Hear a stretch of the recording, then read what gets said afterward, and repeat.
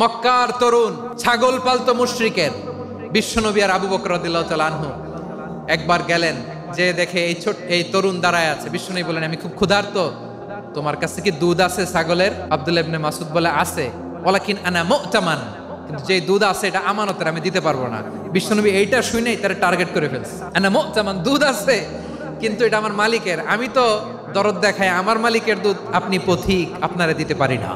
বিশ্বনবী টার্গেট করে ফেলছেন, এরে আমার কাজে লাগাইতে হবে। বিশ্বনবী বলেন, আচ্ছা ঠিক আছে, দুধ দিও না, কিন্তু এমন ছাগি আছে কিনা যেই ছাগির সাথে কোনো ছাগলের মিলন হয় নাই, তার ওলানে দুধও আসে নাই, বাচ্চাও নাই, এরকম ছাগির থেকে যদি আমি দুধ খাই তাহলে তো সমস্যা নাই। বলতেছে, এরকম ছাগির থেকে দুধ খাইলে সমস্যা নাই, কারণ এরকম ছাগির ওলান থেকে দুধ আসবেও না। বলতেছে, ঠিক আছে, এরকম একটা ছাগি নিয়ে আসা হলো। বিশ্বনবী বিসমিল্লাহ বলে ওই ছাগির ওলানে হাত দিলেন। হাত দিতে দেরি, পুরো ওলানটা দুধে ভরে যেতে দেরি হয় না। বিশ্বনবী আর আবু বকর রাদিয়াল্লাহু তাআলা আনহু দহন করে পেট ভরে খেলেন। এই দৃশ্য আব্দুল্লাহ ইবনে মাসউদের হৃদয়ে দাগ কাটলো। এই মুজিজা দেখে তিনি বললেন, আশহাদু আল্লা ইলাহা ইল্লাল্লাহ ওয়া আশহাদু আন্না মুহাম্মাদুর রাসূলুল্লাহ। তিনি ষষ্ঠ মুসলিম ছিলেন, 6 নম্বর মুসলমান। ওনাকে টার্গেট করে বিশ্বনবী দেখলেন এমন ইন্টেলেকচুয়াল ব্রেন, উনি সূক্ষ্ম সূক্ষ্ম জিনিস বুঝে বেশি, ফিকহি জ্ঞান ওনার মধ্যে বেশি। বিশ্বনবী ওনাকে কোরআনের জ্ঞান শিক্ষা দিতে লাগলেন।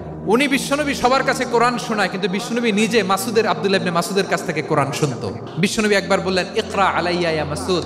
ইবনে মাসউদ একবার শোনাও তো কোরআন দেখি। আব্দুল্লাহ ইবনে মাসউদ বলে, আকরাউ আলাইকা ওয়া আলাইকা উনজিল। নবী, আপনার উপর কোরআন নাজিল হয় আর আমি আপনার সামনে কোরআন পড়বো? বিশ্বনবী বললেন, ইন্নী উহিব্বু আন আসমাআহু মিন গায়রি। আমি নিজে পড়তে যেমনি ভালোবাসি, অন্যে পড়ুক আমি শুনবো, এটাও আমি ভালোবাসি।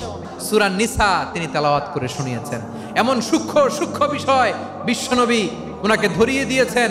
উনি হয়ে গিয়েছেন আব্দুল্লাহ ইবনে আব্বাস, হয়েছেন রাইসুল মুফাসসিরিন, উনি হয়ে গিয়েছেন ফাকিহুল উম্মাহ।